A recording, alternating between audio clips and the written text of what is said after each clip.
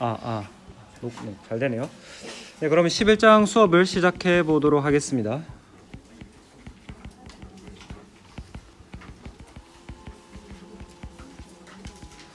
혹시 뒤에 잘 안 보이시면 글자 잘 안 보이시나요? 뒤에 화면으로 보시면 보이시나요? 그리고 제가 이거 뭐 그 강의 노트랍시고 제가 만든 게 있긴 한데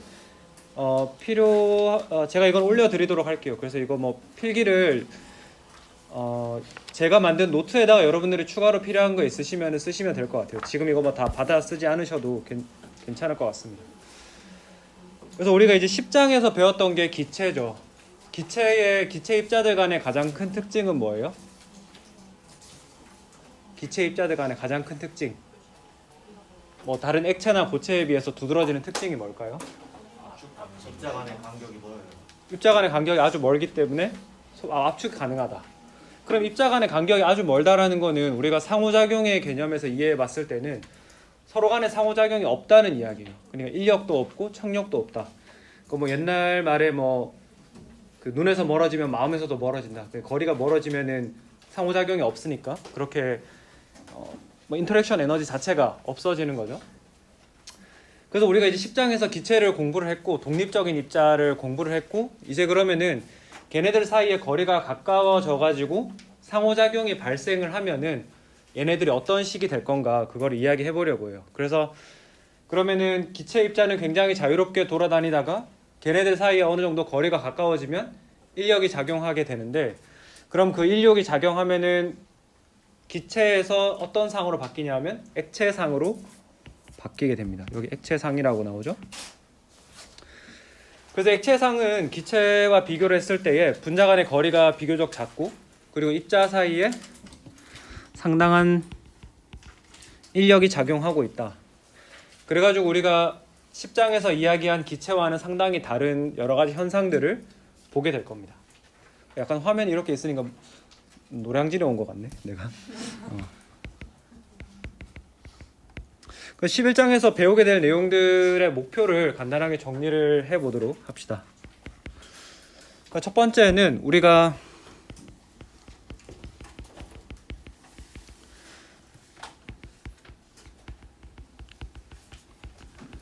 그래서 물론 기체나 액체나 고체를 이루는 입자가 꼭 분자일 필요는 없지만은 대부분의 많은 경우에 분자이기 때문에 그 입자가 그래서 우리가 분자 간의 힘이 액체의 성질에 어떤 영향을 미치는지 한번 알아보도록 하겠습니다. 그리고 두 번째는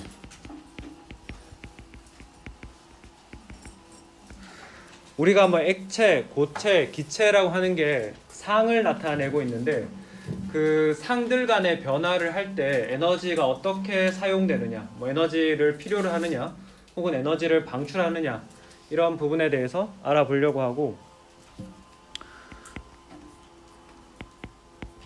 그리고 세 번째는 우리가 주변에서 가장 흔하게 볼 수 있는 세 개의 물질의 상, 고체상, 액체상, 기체상에 대해서 알아보고 그리고 어떻게 보면 액체와 기체의 성질을 모두 가지고 있는 초임계 유체 이런 것들을 알아볼 예정이고 그리고 얘네들 사이에 상이 왔다 갔다 하는 그 상전이 현상에 대해서도 알아볼 예정입니다. 그리고 네 번째는 그럼 이 상전이 현상이 일어날 때에 온도와 압력과 온도는 어떤 영향을 미치느냐, 프레셔와 템퍼러처는 어떤 영향을 미치는지 그리고 다섯 번째는 고체와 액체상의 중간 상태인 액정이 나오는데 액정은 그 저희 수업 시간에 따로 이렇게 우리가 같이 공부를 하진 않을 거예요. 여러분들이 책을 한번 읽어보면서 뭐 이런 내용이 있구나, 내 휴대폰에 들어있는 액정이라고 하는 게 뭐 이런 거구나 이렇게 읽어보시면 될 것 같습니다. 그럼 사실 이렇게 써놓으니까 11장에서 배우는 내용이 굉장히 양이 많은 것 같은데 11장이 우리가 배우는 챕터 중에서 양이 가장 적습니다. 그래서 빨리 하고 빨리 가도록 합시다. 그래서 11.1절부터 한번 시작을 해볼게요. 액체의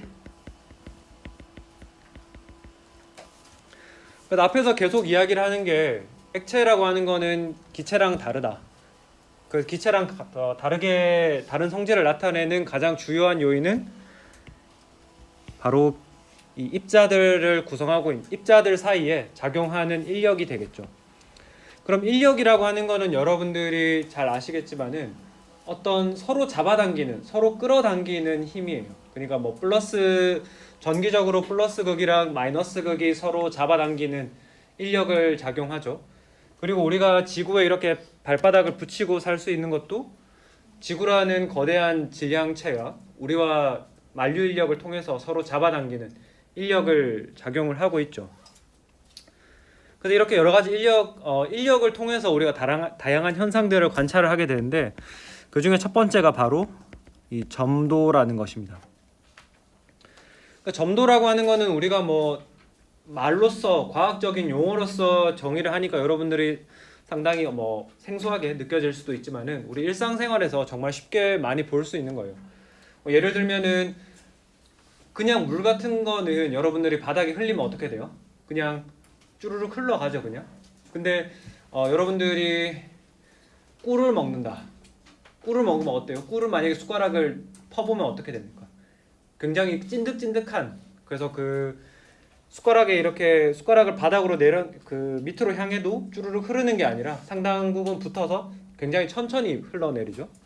그래서 그렇게 좀 더 과학적인 용어를 통해서 정의를 해보자면은 액체가 흐름에 대해서 저항하는 것을 우리가 수치화하고 계량화한 것이 바로 점도가 되겠습니다.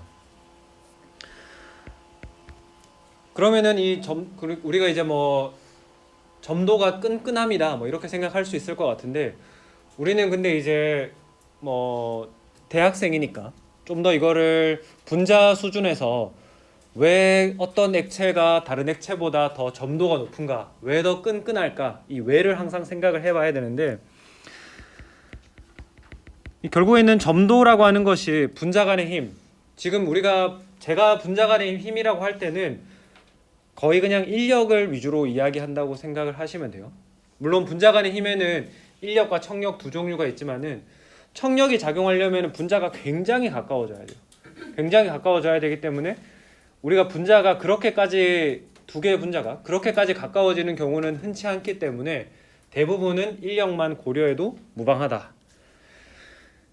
그래서 분자 간의 힘이 커지면 커질수록, 즉 액체 입자들 간에 서로 잡아당기는 힘이 강하면은 서로 많이 잡아당기고 있으니까 얘가 다른 하나가 굴러가는 거를 이런 거예요. 얘네들이 만약에 서로 친하지 않아요. 서로 분자 간의 힘을 전혀 작용하지 않는다. 독립적으로 한다 그러면은 그냥 각자 이렇게 그냥 굴러가 버리겠죠.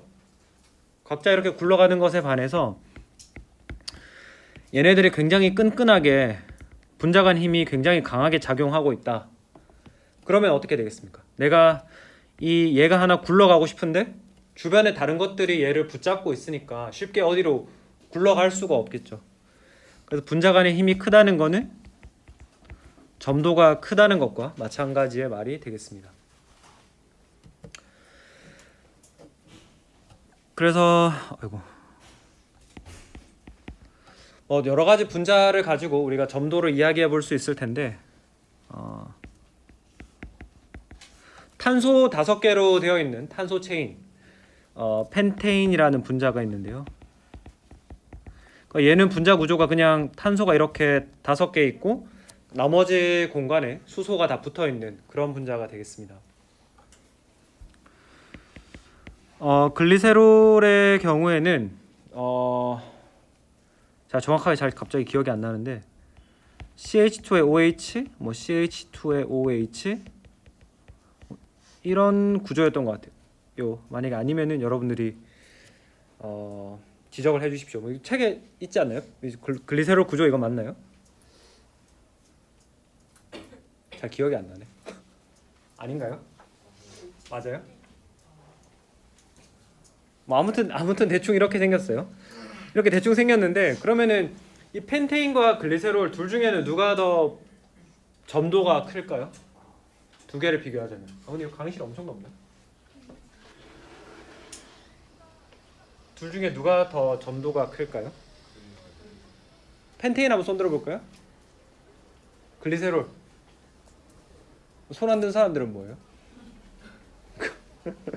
그리고 그 두 개를 그러면은 점도를 비교하라는 말이 결국에는 분자 수준에서 분자 간의 힘이 누가 더 큰지를 비교하라는 말인데, 이 펜테인 분자 같은 경우에는 극성 분자, 그 무극성 분자죠. 그 CH 결합 자체가 탄소 원자와 수소 원자 사이에 전기 음성도 차이가 크지 않으니까 이 분자 내에서는 플러스 마이너스가 크게 분리가 되어 있지 않은 거예요. 얘는 무극성 분자라서, 무극성에 가까운 분자라서 여기에 작용하는 거는 분산력밖에 없죠. 근데 글리세롤에는 보시다시피 여기 OH가 있어가지고, OH는 여러분들이 보면 대충 짐작이 가시겠지만 얘는 수소 결합을 할 수 있죠. 그럼 우리가 분산력과 수소 결합을 비교를 하면은 수소 결합이 훨씬 더 강한 결합을 하기 때문에 우리가 글리세롤의 점도가 더 높을 거다, 이렇게 짐작을 할 수가 있습니다. 그렇게 하도록 하고 넘어가서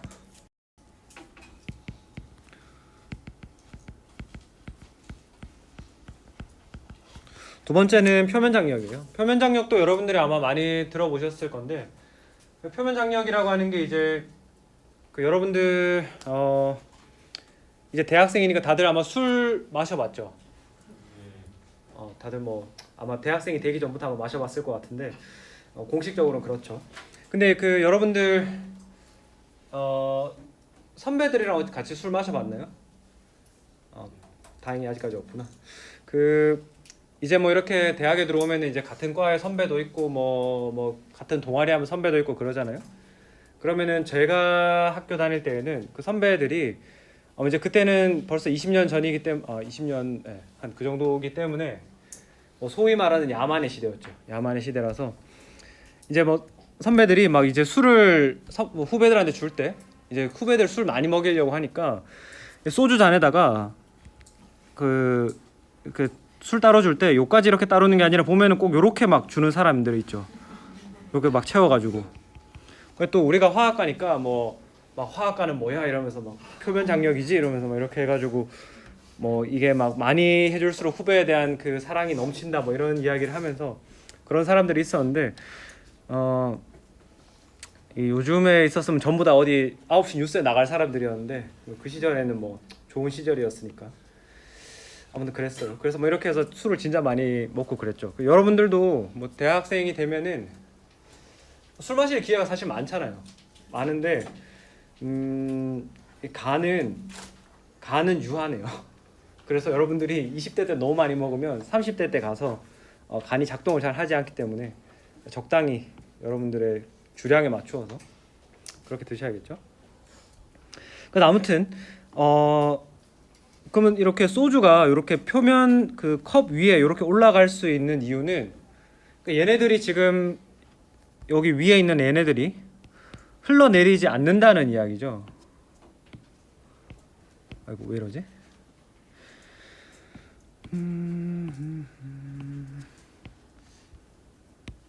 이렇게 흘러내리지 않고 버티고 있다는 이야기잖아요.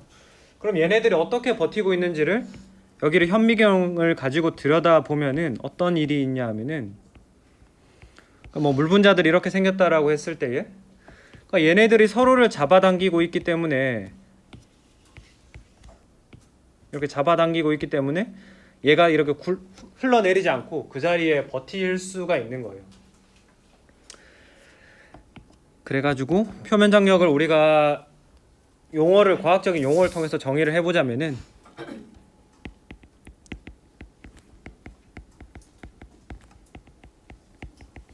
액체가 이렇게 넓게 펴지면 이제 표면적이 증가하겠죠. 표면적이 증가하는 것에 대해서 저항하는 현상. 그래서 넓게 퍼지는 것이 아니라 자기들끼리 동그랗게 구형으로 모여 있으면은 표면적을 최소화할 수 있잖아요. 그래서 그런 현상이다. 그렇게 이해를 하시면 되겠고, 그래서 점도가 크다라고 하는 거는 분자 간의 힘이 크다. 그 분자 간 힘이 클수록 전 화면 전에 있군요. 그러니까 분자 간의 힘이 클수록 점도가 크다라고 이야기를 했듯이 표면 장력도 역시 마찬가지예요. 분자 간의 힘이 클수록 표면 장력이 더 크다라고 이야기를 할 수 있겠죠. 그래서 우리가 물과 같은 경우에는 이렇게 어떤 표면에 대해서 뭐 이런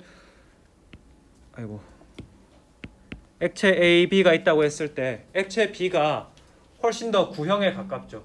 표면적을 최소화하는 액체 B가 더 표면 장력이 크다. 액체 B의 분자 간 힘이 더 크다라고 이야기를 할 수가 있겠습니다. 그래서 뭐 여기까지 해서 우리가 이제 액체의 성질, 기체와는 다른 특이한 두 가지 지점을 이야기를 해보았고, 혹시 여기까지 해서 질문 있으신가요? 질문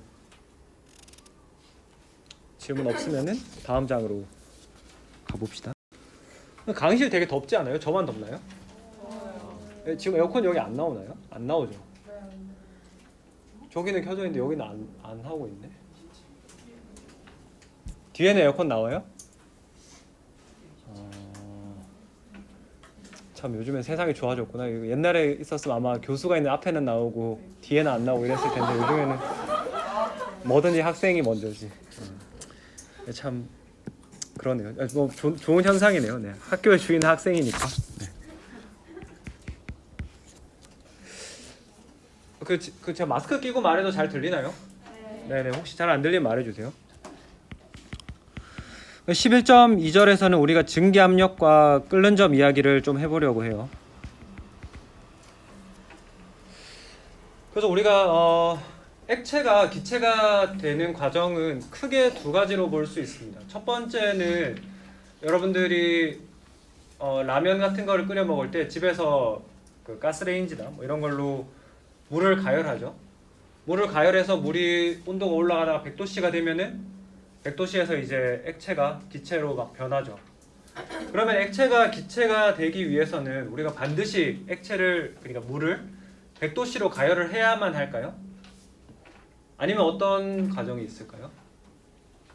뭐 예를 들면 이런 거예요. 여러분들이 지금 뭐 요즘에는 코로나라서 이제 강의 중에 커피 드시는 분들 많이 없는데, 커피를 내가 마시다가 다음날 놔두고 다음날 돌아왔어요.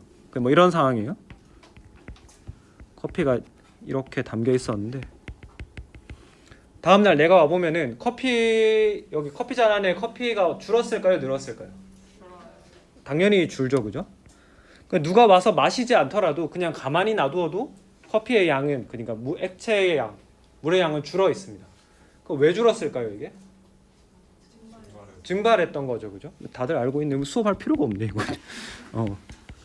그래서 우리가 액체가 기체가 되는 기화의 과정에는 지금 말씀해 주신 것처럼 끓는 점에 도달하지 않아도, 액체의 끓는 점에 도달하지 않아도 자연스럽게 기체로 바뀌는 증발이 있고, 그 다음에 제가 아까 전에 앞에서 말씀드렸던 끓는 점에 도달했을 때 격렬하게 액체가 기체가 되는 끓음의 과정이 있습니다. 그래서 이거를 우리가 과학적으로 정의를 해보면은, 끓음이라고 하는 것은 어떤 특정 온도, 왜냐하면 책에서 이제 특정 온도라고 표현을 하는 이유는 우리가 아직까지 끓는 점에 대한 개념을 배우지 않았기 때문인데, 근데 우리는 이미 알고 있죠. 이제 끓는 점 이상에서 액체가 기체로 바뀌어가는 그런 과정을 이야기를 하는 거고, 증발이라고 하는 거는 끓는 점 아래에서도 액체가 기체로 변화할 수가 있다. 그러면은 왜 끓는 점 아래에서도 왜 액체가 기체가 될 수 있는지 혹시 혹시 답을 알고 있는 분 있나요? 여러분들이 그래도 비싼 등록금을 냈기 때문에 학교에서 우리가 뭐라도 가르쳐야 되는데 다 알고 있으면 곤란한데. 그럼 우리가 이 증발이라고 하는 거를 분자운동론 수준에서 한번 이야기를 해봅시다. 우리가 분자운동론은 여러분들 10장 그 기체 관련된 수업을 들으셨으면 아마 어떤 건지는 알 거예요. 그러니까 각각의 분자들이 운동 에너지를 가지고 움직이고 그거를 우리가 전체 거시적으로 어떤 분포로 이해를 하는 것을 분자 운동론이라고 하는데, 그러면은 분자 운동론 수준에서 기화가 일어나려면은 기화한다는 거는 우리가 에너지 관점에서 봤을 때에 이게 지금 액체 표면이에요. 여기가 액체고 위에가 기체예요. 액체가 기체가 된다라고 하는 거는 얘네들 사이에 작용하고 있는 인력을 끊어내고 얘가 기체로 탈출하는 거잖아요. 그래서 우리가 이 액체들 사이에 작용하고 있는 인력을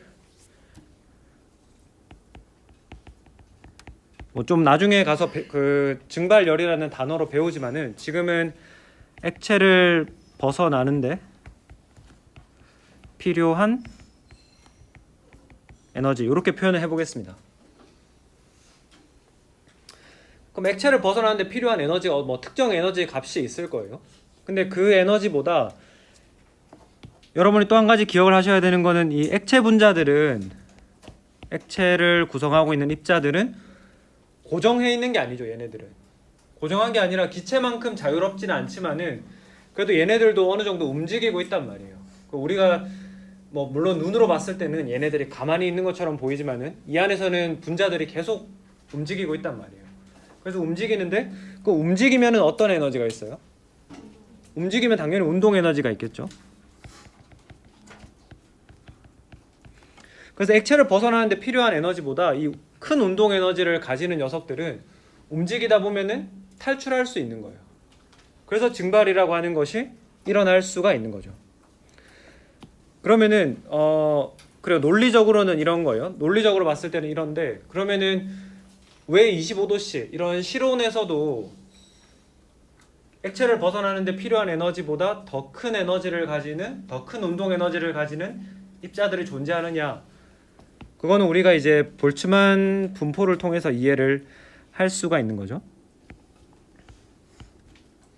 뭐 기체에서 이야기했던 거랑 사실은 크게 다르지 않은 비슷한 이야기예요. 그래서 X축을 운동 에너지 축으로 둔 다음에 Y축은 뭐 거기에 해당하는 분자의 숫자 혹은 뭐 분자의 비율, 뭐라고 표현해도 좋습니다. 그래서 우리가 이제 일반적으로 생각을 할 때에는 25도씨 이런 실온에서 액체 분자들이 가질 수 있는 에너지가 되게 하나의 샤프한 에너지, 뭐 25도씨의 평균 에너지가 여기라고 하면은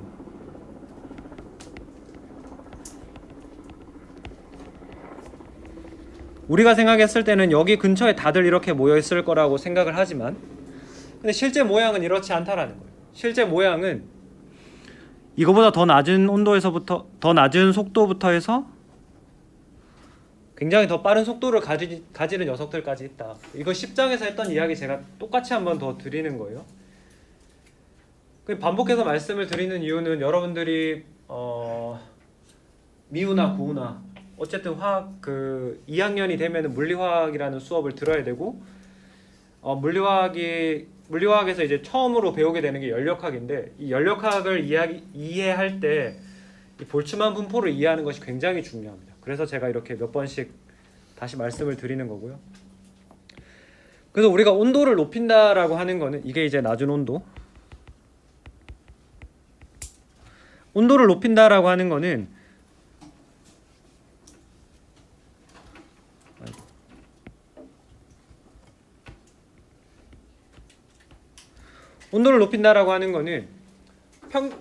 가장 많은 분자들이 존재하는 운동 에너지. 그러니까 낮은 온도에서는 여기겠고요. 높은 온도에서는 여기죠. 가장 많은, 그러니까 피크, 이 꼭대기에 해당하는 운동 에너지가 오른쪽으로 옮겨간다. 온도가 높아지면. 그러니까 평균적으로 더 속도가 빨라지는데, 그렇다고 해서 느리게 움직이는 애들이 완전히 없어지냐? 그게 아니라고 제가 말씀드렸죠. 느리게 움직이는 애들의 비율이 줄어들고 빠르게 움직이는 애들의 비율이 늘어난다. 그런 식으로 우리가 온도의 개념을 이해를 할 수 있겠습니다. 그래서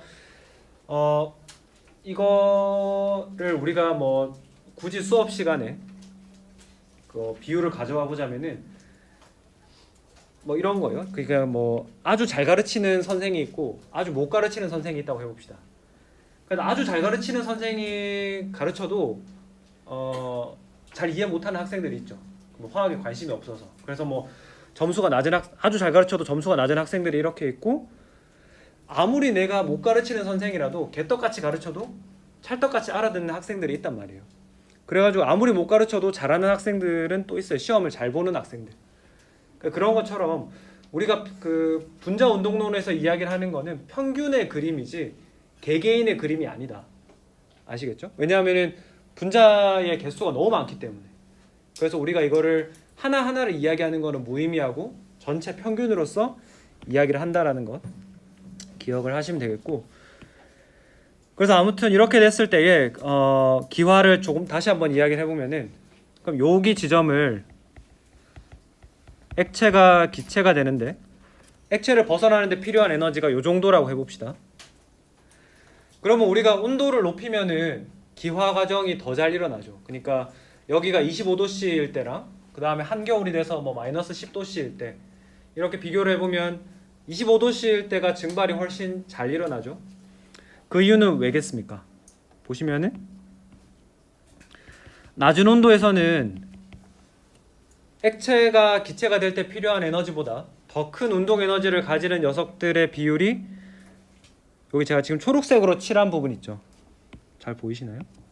이 부분밖에 안 돼요. 근데 온도를 높여줌으로써 추가적으로 이 부분들이, 이만큼의 기체들이 더 큰 운동 에너지를 가지니까 액체를 탈출해서 기체가 될 확률이 높아지는 거죠. 그래서 이렇게 우리가 분자 운동론의 관점에서 기화 과정을 이해를 할 수 있다. 그러니 온도가 아무리 낮아도 기화는 계속 일어난다. 다만 속도가 아주 느릴 뿐이지. 그런 이야기를 할 수가 있겠습니다. 네, 그리고 계속 혹시 뭐 질문 있나요? 질문 없나요? 이게 제가 예전에는 그 우리 학교가 이 스마트 강의실을 도입하기 전에는 저희가 판서를 많이 했거든요. 그러니까 사실 그 판서를 지우면서 판서를 이렇게 한 40분 정도 수업하면은 이렇게 왼쪽 끝에서 오른쪽 대충 다 쓰니까 그거 지우면서 여러분들이랑 잡담을 많이 하고 했는데 그러면 저도 좀 쉬는 시간이었고, 근데 이게 강의가 너무 스마트해지니까 쉴 시간이 없네요. 이게 지금 페이지 새로 누르기만 하면은 엄청 깨끗해지고 쉴 시간이 없네요.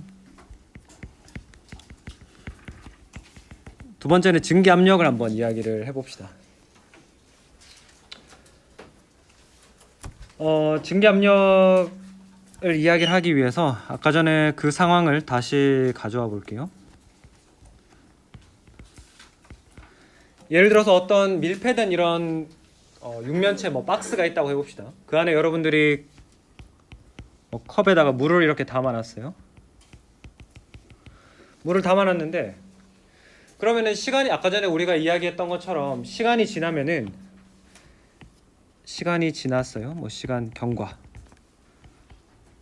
시간이 지나면 여기 안에 여러분들이 아까 전에 이야기한 것처럼 액체가 기체로 변하는 증발 과정이 일어나니까 그 액체의 수량이 이렇게 줄어들어 있겠죠. 줄어들었고 여기는 이제 기체가 이런 상태로 존재를 할 겁니다. 그러면은 이렇게 계속 줄어들다가 어느 순간에 보면은 이게 더 이상 줄어들지 않는 지점에 도달하게 돼요. 더 이상 이렇게 줄어들지 않고 일정한 수면의 위치가 일정한 지점에 도달하게 되죠. 도달하게 되고, 그때 우리가 기체의 압력을 생각을 해볼 수 있습니다. 앞에서 말씀드렸던 것처럼 액체가 기체로 바뀌기 때문에 지금 이 박스 안에는, 밀폐된 박스 안에는 기체 분자들이 존재하죠. 그럼 이 기체 분자들이 용기 밀폐된 용기 벽에서 가서 부딪혀 가지고 이렇게 부딪히니까 뭐를 만들어내나요? 기체 입자가 벽에 가서 부딪힌다. 압력을 만들어내죠, 그죠? 그 기체 압력을 만들어내게 되는 거예요. 근데 우리가 특히 이 기체 압력 중에서 지금 우리가 기체를 따로 포집을 해서 압력을 측정하는 것이 아니라 액체를 담아놨을 뿐인데 액체가 자발적으로 기화를 해서 만들어내는 압력이라서 우리가 이거를 특별히 액체의 증기, 액체가 자발적으로 기체 증기가 돼서 만들어내는 압력이라고 해가지고 우리가 증기 압력이라고 이야기를 하는 거죠. 네, 그렇게 이해를 할 수가 있겠고,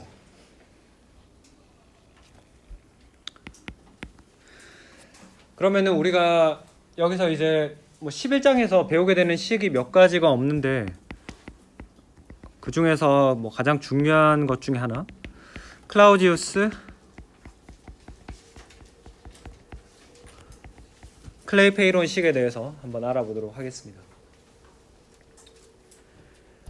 그래서 클라우디우스 클레이페이론 식이라고 하는 거는 온도와 증기압에 관련된 그런 내용이 되겠습니다. 그럼 우리가 앞에서 이야기를 했는데 온도가 높아지면은 높아질수록 증발이 더 활발하게 일어난다고 했죠. 그 이유도 말씀드렸죠. 분자 운동론 수준에서. 그러면은 온도가 올라가면은 증발이 더 잘 일어난다. 그럼 증발이 더 잘 일어난다는 거는 증기 압력이 커진다는 말이에요? 작아진단 말이에요? 증기 압력이 더 작아진단 말이에요? 한번 투표해 봅시다. 커진다. 증기 압력이 더 커진다. 좋습니다. 작아진다. 왜 없어졌지? 아까 전에 있었는데. 한번 생각을 해볼게요. 증발을 많이 한다는 거는 기체 입자가 많아진다는 거죠. 기체 입자의 개수가 많아진다. 기체 입자의 개수가 많아지면은 기체 입자가 10개 있을 때는 10개 있을 때 그 벽을 두드리는 횟수보다 뭐 20개, 30개 되면 그 벽을 두드리는 횟수가 더 많아지죠. 횟수가 더 많아지면은 기체 압력도 올라가겠죠. 그죠? 증기 압력이 같이 커지게 됩니다. 온도가 높아지면 증발하는 양이 많아져서 증기 압력이 더 커진다.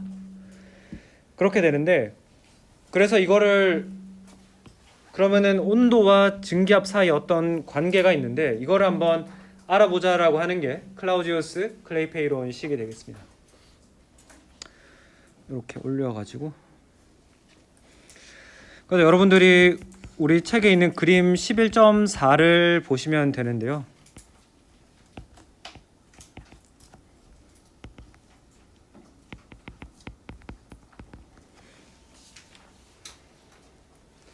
그래서 여기 온도에 따른 증기압을 그려보면은 물 같은 경우에 이런 식의 곡선 모양을 가진 것을 알 수가 있습니다.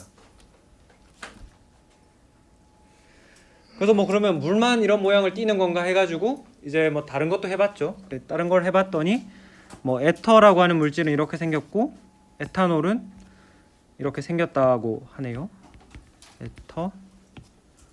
에탄올. 여기서 어떤 물질이 각각이 어떤지 이런 걸 이해하는 건 크게 중요하진 않고, 아무튼 이런 식의 모양이 얻어졌다는 이야기예요. 그래서 여기서 이제 실험과 관련된 이야기를 잠깐만 하고 넘어가자면은,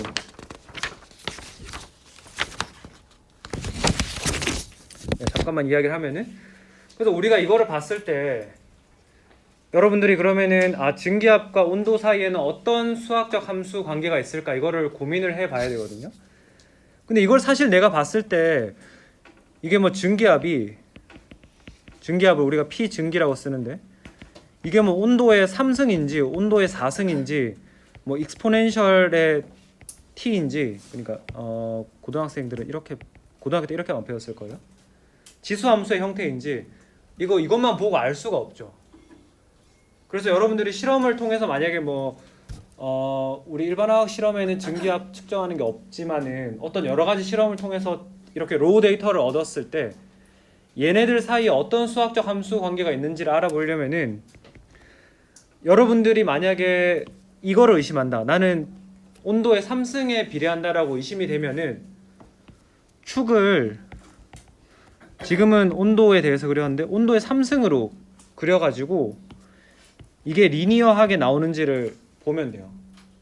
그래서 Y축은 그대로 둔 다음에 Y축은 증기압으로 계속 그대로 둔 다음에 내가 이게 의심되면은 T의 3승 의심되면 X축을 T의 3승. 그래서 여기가 100켈빈, 110, 200켈빈이다. 이러면은 100의 3승, 110의 3승, 200의 3승 이렇게 해가지고 X축만 바꾸고 Y축은 그대로 해서 점을 찍어가지고 이렇게 리니어한 게 나오는지를 보면 되죠. 그래서 이거 근데 아마 3승을 해보면은 리니어하게 안 나올 거고 4승에도 안 나올 거고 하여튼 안 나와요. 계속 안 나오는데 이 사람들이 발견한 거는 온도의 역수를 일단 취하고요. X축을 이제 온도 역수로 취하고 Y축은 자연 로그 ln을 취한 거예요. 여러분들 자연 로그는 다들 배우셨나요? 이건 다들 배웠구나. 요렇게 해서 그려봤더니 이런 식의 어찌됐건 간에 직선이 얻어졌다라는 거예요. 이렇게 X축, Y축을 여러분들이 막 바꿔가면서 리니어한 선이 나올 때까지 바꿔가야지 여러분들이 얻은 관계식이 어떤 수학 함수로 묘사될 수 있는지를 정확하게 알 수가 있습니다. 아무튼 이렇게 되는 걸 얻었고 그래서 이거를 바탕으로 우리가 식을 써볼 수가 있겠는데 그럼 lnp 증기 이게 y 값이죠. y 값이라고 하는 거는 우리 직선의 식을 어떻게 쓸 수 있나요? 직선의 식 y는 여기 책에는 mx 플러스 n 이런 식으로 쓸 수 있죠. 그죠? 이런 식으로 해서 m을 기울기 n을 y 절편 이런 식으로 이야기를 하는데 그럼 우리가 y 대신에 lnp 증기를 쓰고 m은 지금 잘 모르겠어요. 잘 모르겠는데 이 클라우지우스 클레이페이론이 유도한 것에 따르면은 r분의 델타 H 증발. 증발할 때 필요한 엔탈피 변화. 이렇게 이해하면 되겠네요. 더하기 이런 식으로 얻어진다. 그러니까 여기 지금 하늘색으로 해놓은 요 직선이 수학적으로 식을 써보면 이렇게 나타난다. 그래서 우리가 1차 선형의 직선은 y는 mx 플러스 n으로 쓸 수 있으니까 mx 플러스 n이라고 했을 때에 y축이 증기압의 자연 노구 값 취한 거, 그 다음에 x축이 온도의 역수 t분의 1 그렇게 썼을 때의 기울기 m은 마이너스 r분의 델타 h 증발열이다. 이렇게 이야기를 할 수가 있는 겁니다. 이렇게 할 수가 있는데 문제는 우리가 C에 대해서 잘 모른다라는 거예요. 이 C의 값에 대해서 잘 모르니까 그래서 우리는 이 클라우지우스 클레이페이론 식을 여러 가지 현상에 적용을 하려면은 하고 싶은데 얘를 잘 모르니까 계산하기가 쉽지 않은 거예요. 그래가지고 이 사람들이 조금 더 죄송해요. 제가 요거를 깜빡하고 갔네요. 여기서 R 값은 우리 기체 이야기할 때 기체 상수 값을 많이 썼던 게 0.08이 숫자 많이 썼을 거예요, 여러분들. 근데 여기서는 0.081을 쓰면 안 되고 8.3145 요 단위를 쓰셔야 됩니다. 왜 그러냐 하면은 델타 H 증발이라고 하는 것의 단위가 주로 킬로줄 단위로 주어지거든요. 킬로줄 단위로 주어지기 때문에 이 킬로줄 단위와 상쇄될 수 있는 그런 단위를 가진 R 값을 사용해야 된다라는 거죠. 그래서 여러분들이 뭐 그 어떤 부분에서 내가 어떤 기체 상수를 써야 될까 하는 거는 단위만 잘 보셔도 풀 수 있다. 그래서 뭐 막 문제에 뭐 압력, 부피 이런 게 주어져 있다라고 하면은 그 압력과 부피를 단위로 포함하고 있는 0.081 리터 ATM 몰 퍼 K 이걸 사용을 해야 되는 거고, 만약에 일의 단위, 줄 단위로 주어져 있다라고 하면은 8.3145 이 값을 써야겠죠. 아무튼 이렇게 쓰면 되고, 다시 돌아와서 아무튼 이 C 값을 잘 모르니까 이 식을 우리가 좀 더 유용하게 쓸 수 있는 형태로 바꾸어 보자. 그게 원래 4번이 있었는데 제가 4번을 중간에 안 썼네요. 클라우디우스 클레이 페이론 식을 제가 4번이라고 썼는데 제가 뭐 정신이 이렇게 없습니다.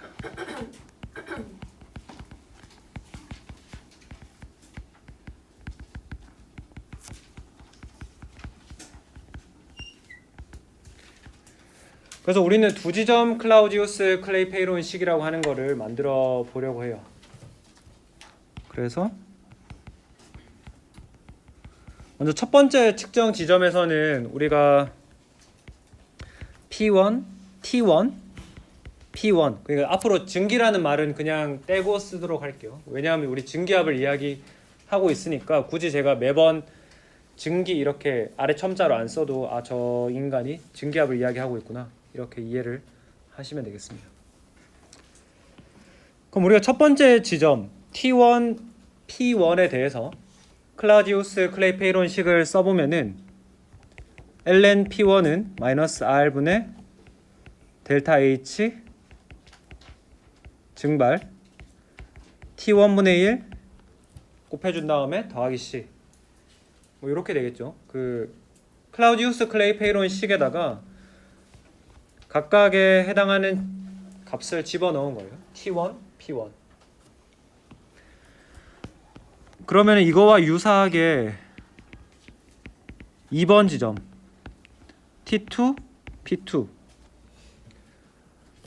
역시 클라우디우스 클레이 페이론 식이라고 하는 거는 우리가 아까 전에 식을 보면 T1분의 1 ln P 그래서 이렇게 해서 직선이라고 했기 때문에 뭐 1번 지점, 2번 지점 둘 다 똑같은 클라우디우스 클레이 페이론 식을 만족을 시키겠죠. 그래서 우리가 ln P2는 마이너스 R분의 델타 H 증발 T2분의 1 더하기 C 뭐 이렇게 쓸 수가 있을 겁니다. 여기가 다른 거죠. 그러면은 우리가 지금 앞에서 말씀을 제가 뭐 간접적으로 드렸는데 클라우디우스 클레이 페이론 식은 요 하나의 직선에서 두 개의 점을 우리가 지금 취한 거잖아요. 1번 지점, 2번 지점. 그러면은 한 직선이기 때문에 이 직선의 기울기 같죠. 이 부분이 같죠. 이 부분 그 기울기 같으니까 같고 그 다음에 C 부분 y 절편값도 같을 거 아니에요. 같은 직선이니까. 그러면 우리가 이 식을 이 1번식 1번식에서 2번식을 한번 통째로 빼볼게요. 좌변은 좌변대로 빼고 우변은 우변대로 ln P1 빼기 ln P2가 될 거고 좌변은 등호 살아있고 마이너스 R분의 델타 H 증발 T1분의 1 빼기 T2분의 1 그리고 나서 이 상수 C는 사라지겠죠.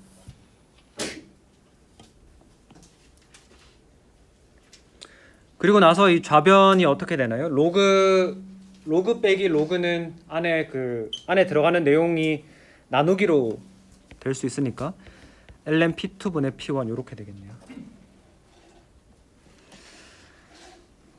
그래서 마이너스 R 한 번만 더 쓰면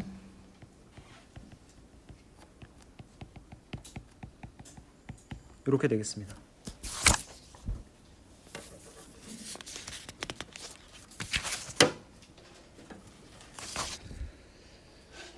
이렇게 쓸 수가 있고, 그러면 이제 이 식의 물리적 의미 이런 걸 한번 생각을 해보면은, 지금 우리가 모르는, 이 식에서 모르는 변수는 5가지예요.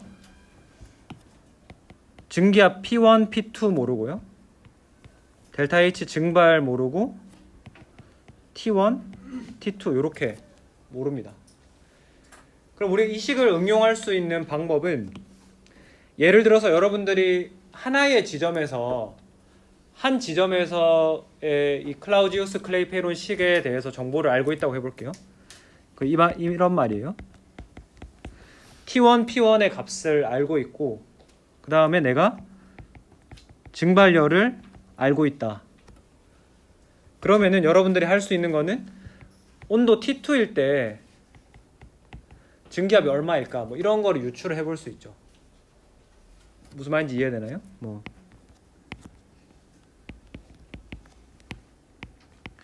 여기 하나의 점에 대해서 T도 알고 P, 온도와 압력 모두 알아요. 그 다음에 기울기도 알아요. 그러면 여러분들이 임의의 온도, 이런 T2라는 임의의 온도에서 증기압이 얼마일지 계산할 수 있죠. 그 직선의 식을 알게 되니까.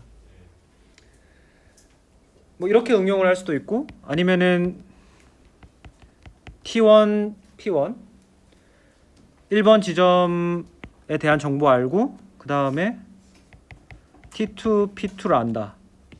이 점도 알아요. 그럼 이 두 개의 점을 안다라고 하는 건 우리가 기울기에 대한 정보를, 직선에서 두 점만 알면은 기울기 알 수 있으니까 기울기를 계산할 수 있고, 그 기울기 값이 곧 증발열과 관련이 되어 있는 거죠. 그래서 뭐 이처럼 클라우지우스 클레이페론 식을 응용할 수 있는 가능성이 많다. 응용할 수 있는 가능성이 많다는 거는 시험 문제 내기도 겁나 쉽다. 그래서 교수들에게 가장 반가운 유형의 내용이다. 뭐 그렇게 이해를 하시면 되겠습니다.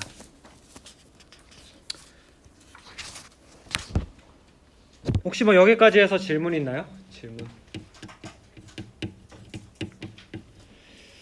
제가 수업을 잘하는 걸까요? 여러분들이 이해를 잘하는 걸까요?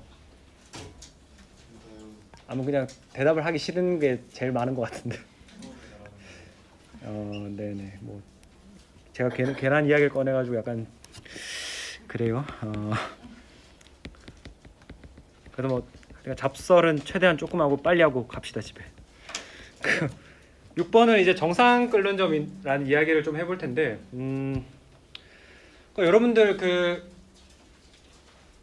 여러분들이 이제 그 과학 실험을 할 때 뭐 이 액체를 뭐 50도씨로 끓여라, 뭐 이 액체를 100도씨로 끓여라, 이런 걸 했을 때 여러분들은 이 온도계를 믿을 수 있을까라는 생각을 해본 적 있나요?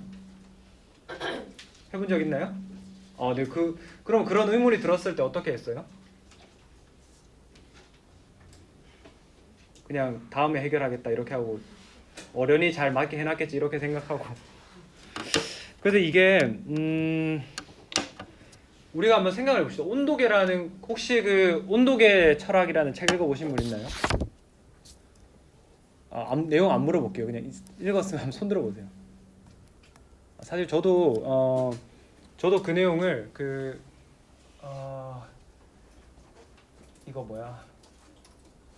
이거 저도 그 교수 임용되려고 준비하면서 막 이제 뭐 과학 철학 이런 거 물어볼까봐 막 급하게 책 찾아보고 읽어보고 했었는데, 이런 의문점에서 출발하는 거예요. 우리가 지금 살고 있는 그 사용하는 에탄올 그 온도계는 뭐 섭씨 온도씨를 나타내고 있는데, 섭씨 온도가 뭐 0도씨는 물이 어는 점, 100도씨는 물이 끓는 점에서 그 사이를 100등분해서 우리가 온도를 측정한다 이렇게 하는데, 그러면은 이 물이 0도씨라고 하는 거를 누가 보증을 해줄 거냐?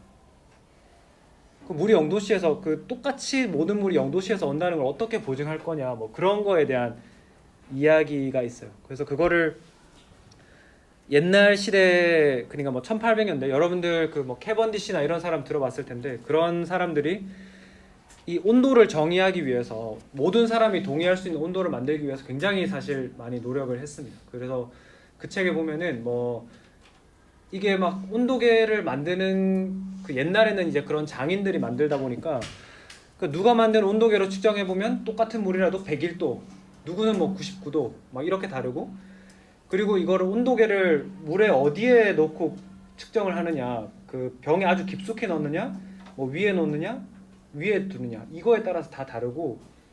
그래서 아무튼 뭐 이런 식의 내용이 그 장하석 교수가 쓴 온도계의 철학이라는 책이 한 2만 원? 좀 비싸긴 한데 그 우리 학교 도서관에 있습니다. 그래서 한번 빌려가지고, 또 이런 거 안 읽더라도 그냥 이렇게 책장에 꽂아 놓으면은 굉장히 또 인테리어로 굉장히 좋은 거기 때문에. 그래서 제가 뭐 잡설 그냥 한 1분만 할게요. 제가 그래서 책을 사는 걸 되게 좋아하거든요. 그래서 이제 제가 그래서 책을 안 읽더라도 좋아 보이는 책이 있으면 일단 다 삽니다. 다 사놓고, 그래서 나중에 뭐 여러분들이 제 오피스에 와 보시면 아시겠지만은 아직까지 책 껍데기도 안 뗀 것들 엄청 많이 있어요. 그래서 제가 다 인테리어용으로 꽂아놨는데, 근데 그러니까 이제 제가 총각 시절에는 책을 막 뭐 어차피 저 혼자 사니까 제가 막 사고 싶은 대로 막 사고 이랬는데, 이제 결혼을 하고 나니까 이제 택배가 맨날 오잖아요. 책 사면 택배가 오니까 아내가 또 책 샀냐? 그 책을 읽는 거 본 적은 없는데 왜 자꾸 사냐? 그래서 그냥 나는 인테리어용으로 산다. 그랬더니 이제 저랑 그래서 뭐 어떻게 막 책을 사니 많이 뭐 가게가 어렵니 뭐 이런 거 좀 정지해. 뭐 꼭 결혼이 나쁜 것만 있는 건 아니다. 좋은 것도 있으니까 적극적으로 고려를 해보시라. 그런 게 되겠고, 아무튼 그래서 뭐 이런 책도 한번 읽어보시면 좋다라는 거고, 이것만 하고 마치도록 합시다. 그래서 그럼 우리가 끓는 점이라고 하는 거를 현대에 와서는 어떤 식으로 정의를 하고 있냐 하면은 어떤 온도를 우리가 계속 올리다 보면은 증기압이 같이 올라간다라고 했죠. 증기압이 올라가는데 이 증기압이 외부의 대기압, 그래서 우리가 표준 대기압으로는 1atm을 사용하니까 증기압이 대기압과 같아질 때의 그 온도를 우리가 끓는 점 TB, 보일링의 약자 B를 따서 TB라고 이야기를 하게 되겠습니다. 네, 그래서 11장의 내용이 별로 많지 않으니까 오늘은 여기까지 하고 마치도록 하겠습니다. 그래서 여러분들 퀴즈는 우리가 따로 보진 않겠지만은 예제 11.1 그리고 거기에 딸려 있는 응용 문제 11.2는 꼭 한번 풀어보세요. 제가 아직까지 퀴즈 시스템을 우리 LMS 상에서 어떻게 하는지 제가 정확하게 파악을 아직 못해가지고 수업 시간에 오늘은 퀴즈를 안 보겠지만 요거는 한번 꼭 풀어보시라, 그렇게 말씀드리고 마치도록 하겠습니다. 네, 다들 수고 많으셨고 우리 금요일에 다시 뵙도록 하겠습니다. 감사합니다.